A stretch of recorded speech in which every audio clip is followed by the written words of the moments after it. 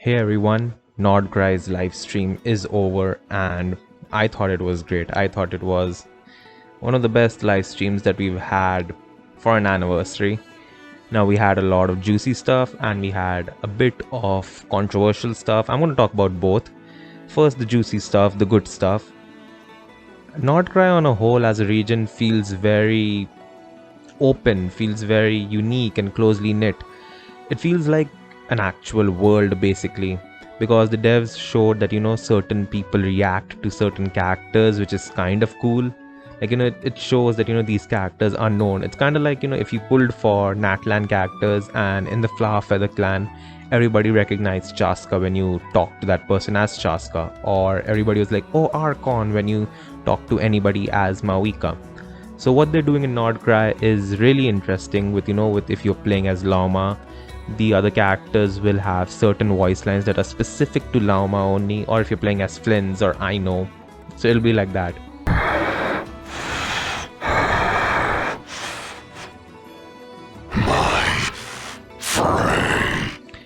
Second thing, I really like the way that they've designed this entire Fatui stronghold. It actually feels, to be honest, like something out of Star Wars. Like you have these mech and you have these soldiers everywhere, and it's not like you kill 3-4 soldiers and the area is clear. No, they specifically showed that if you do not clear a certain amount of enemies in time, they will call in reinforcements, so you'll have an endless horde of enemies until you clear it in the specific amount of time. And it was a nice concept. It's a concept that I've seen in other AAA titles, like in Cyberpunk, where with the police system in GTA. It's like if you keep on doing bad stuff and you cannot let go of the people that you've pissed off, they keep calling reinforcements. It's kind of like the gang wars and stuff, where they will keep just calling on their goons to torment you, to torture you. So it's kind of a nice addition that I found, and it will definitely promote a lot of intense gaming sessions during the Archon quest, or just going there to explore the region. It could be like the Assassin's Creed regions, like you have these places on Ghost of Tsushima or Assassin's Creed where you have to kill a certain number of enemies to liberate that area. And it could be like if you get spotted, they call in reinforcements. So it could be something like that, which is honestly really good. It's kind of like it amplifies the AAA feel of Genshin Impact.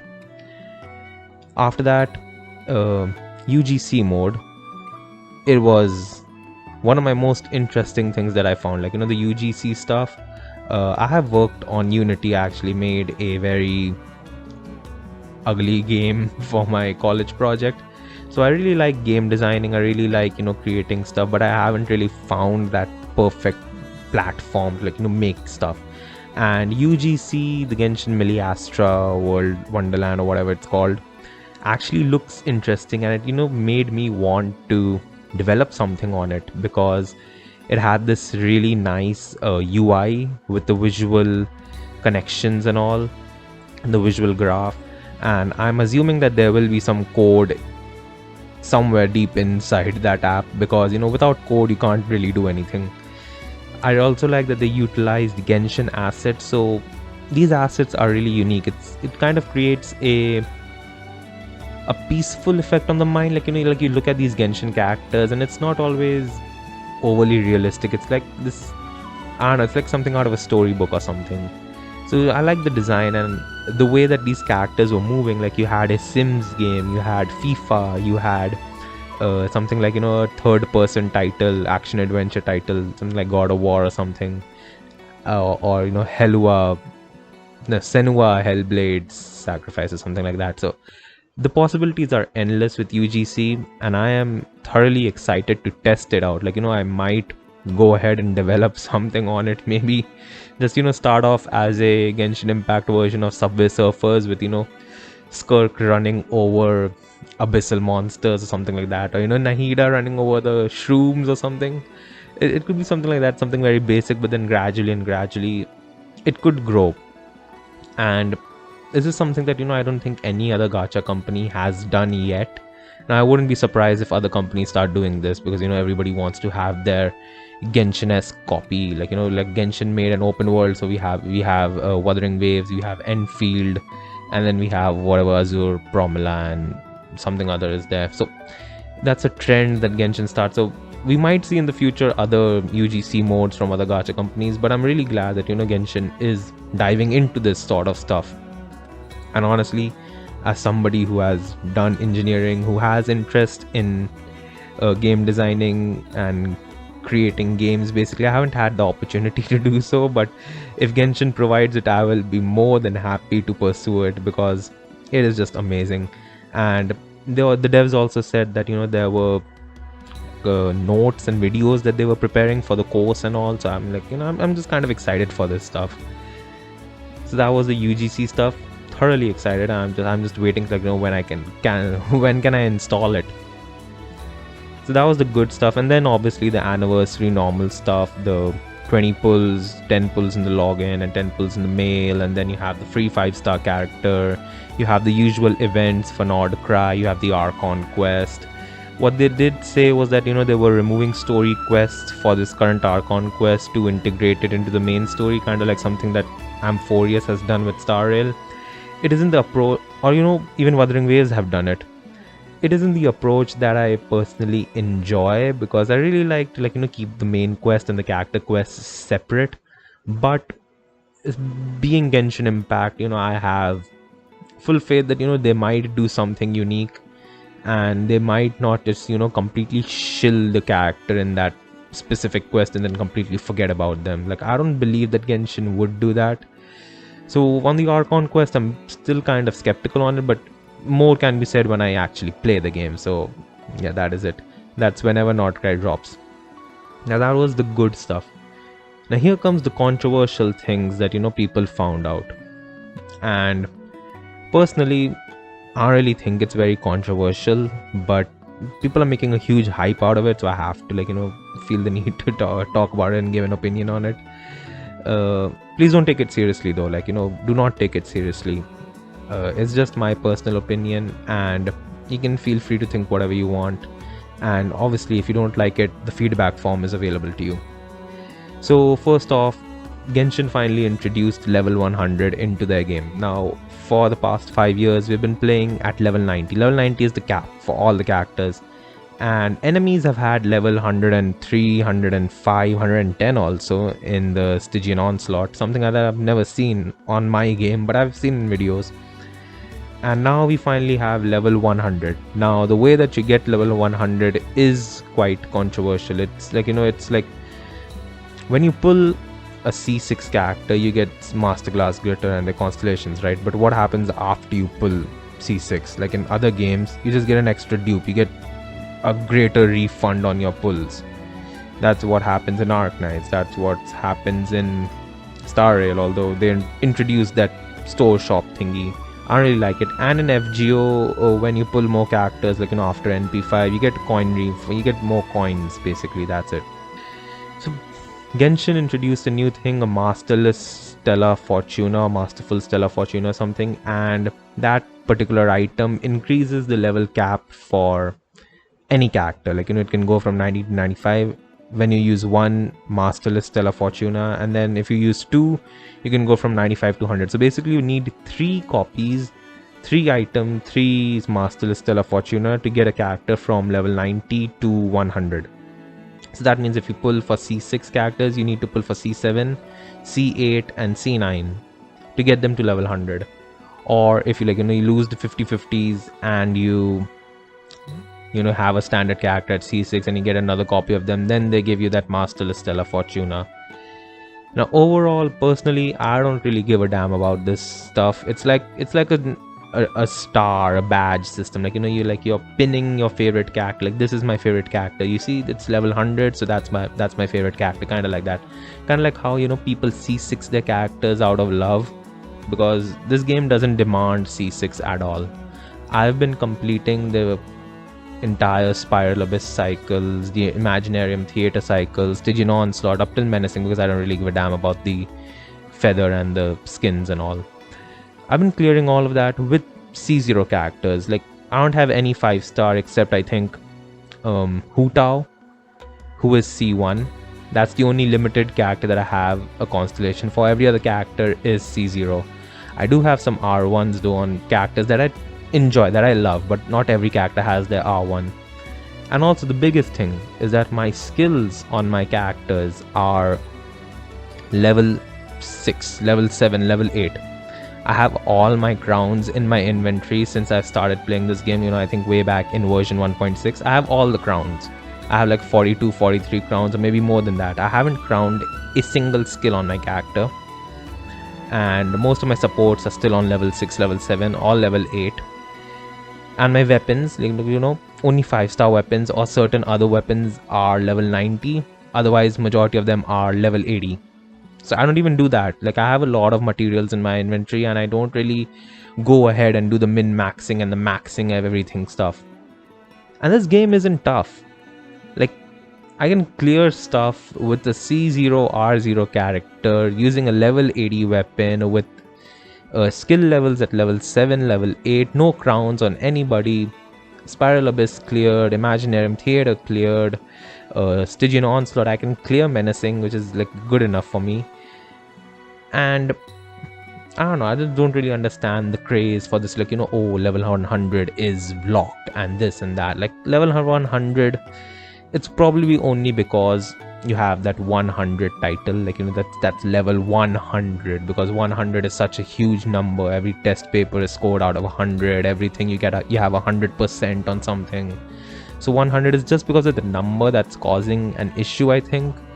But level 90s are still good enough. Like, I don't feel that you need level 100 characters. And with the topic of, Genshin making content surrounding level 100 characters, I don't believe that they will do that. Like, I honestly don't. Yeah, maybe the bosses would have, let's say, 50,000 more HP.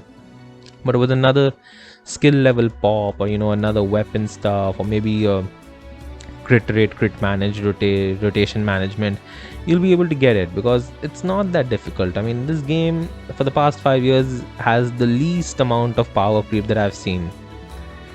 So overall, I don't think that, the 100 stuff is a big thing. Like, it's just there for that badge, for, like, feel like you're pinning your main character. Like, this is my favorite character of all time, that's it.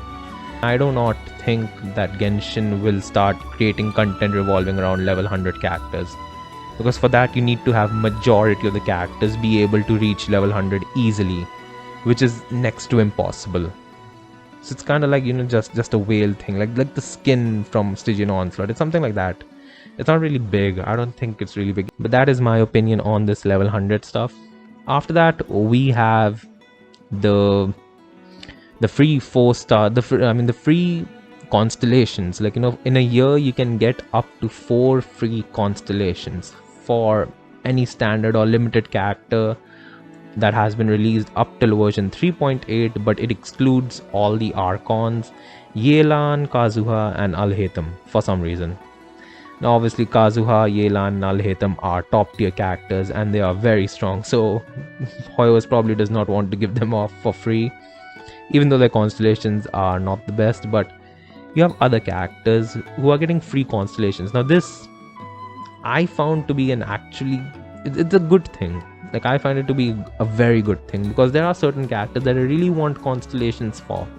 But if you ask me to spend 80 pulls on them, or on the worst case scenario 160 pulls on them, I probably wouldn't do it for a constellation, because I can save that for a new character who has a new level of talents, new play style, new gameplay, new reactions, new design, new movement, animations, everything.